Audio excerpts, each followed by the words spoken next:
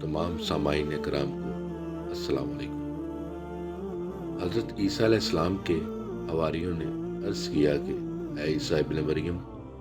کیا آپ کا رب یہ کر سکتا ہے کہ وہ آسمان سے ہمارے پاس ایک دسترخوان اتار دے؟ تو حضرت عیسیٰ علیہ السلام نے فرمایا، اس طرح کی نشانیاں طلب کرنے سے اگر تم لوگ مومن ہو تو خدا سے ڈرو۔ یہ سن کر حواریوں نے کہا، ہم نشانی طلب کرنے کے لیے یہ سوال نہیں کر رہے ہیں، بلکہ ہمارا مقصد یہ ہے کہ ہم شکم سیر ہو کر خوب کھائیں اور ہم کو اچھی طرح آپ کی صداقت کا علم ہو جائے، تاکہ ہمارے دلوں کو قرار آ جائے اور اس بات کے گواہ بن جائیں، تاکہ بنی اسرائیل کو ہماری شہادت سے یقین اور اطمینان حاصل ہو جائے اور مومنین کا یقین بڑھ جائے اور کفار ایمان لے آئے۔ حواریوں کی درخواست پر حضرت عیسیٰ علیہ السلام نے بارگاہ خداوندی میں اس طرح دعا مانگی کہ اے ہمارے پروردگار،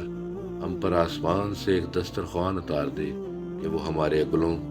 اور پچھلوں کے لیے عید کا دن ہو، اور تیری قدرت اور میری نبوت پر تیری ایک نشانی بھی ہوگی، اور تو ہم کو روزی دے اور تو بہترین روزی دینے والا ہے۔ حضرت عیسیٰ علیہ السلام کی دعا پر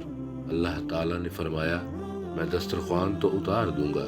لیکن اس کے بعد بنی اسرائیل میں سے کوئی کفر کرے گا، میں اس کو ایسا عذاب دوں گا کہ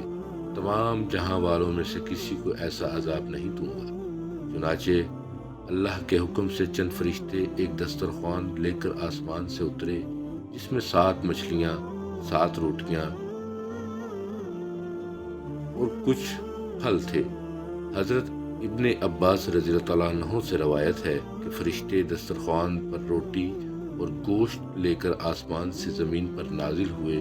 اور بعض روایتوں میں یہ بھی آتا ہے کہ تلی ہوئی ایک بڑی مچھلی تھی جس میں کانٹا نہیں تھا، اس میں روغن ٹپک رہا تھا، اور اس کے سر کے پاس نمک اور دم کے پاس سرکہ تھا، اور اس کے گرد قسم قسم کی سبزیاں تھیں اور 5 روٹیاں تھیں۔ ایک روٹی کے اوپر روغن زیتون، دوسری پر شہد، تیسری پر گھی، چوتھی پر پنیر اور 5ویں پر گوشت کی بوٹیاں تھیں۔ دسترخوان کی ان سامانوں کو دیکھ کر حضرت عیسیٰ علیہ السلام کے ایک حواری شمعون نے کہا، جو تمام حواریوں کا سردار تھا، کہ اے روح اللہ، یہ دسترخوان دنیا کے کھانوں میں سے ہے یا آخرت کے کھانوں میں سے؟ تو آپ نے فرمایا، یہ نہ تو دنیا کے کھانوں میں سے ہے نہ آخرت کے کھانوں میں سے،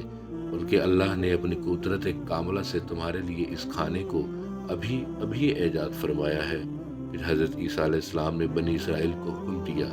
کہ خوب شکم سیر ہو کر کھاؤ، اور خبردار اس میں سے کسی قسم کی خیانت نہ کرنا، اور کل کے لیے ذخیرہ بنا کر نہ رکھنا۔ مگر بنی اسرائیل نے اس بات میں خیانت کی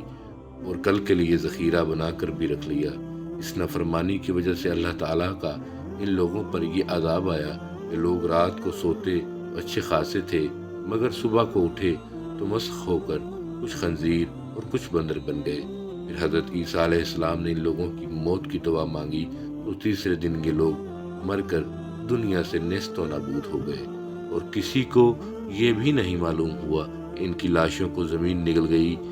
یا آسمان کھا گیا۔ اللہ تعالیٰ نے اس عجیب اور عظیم الشان واقعے کا ذکر قرآن کی آیت سورہ مائدہ میں فرمایا ہے، اور اس واقعے کی وجہ سے اس سورہ کا نام سورہ مائدہ رکھا گیا ہے۔ اور دوستو، یاد رہے، مائدہ عربی زبان میں دسترخوان کو کہتے ہیں۔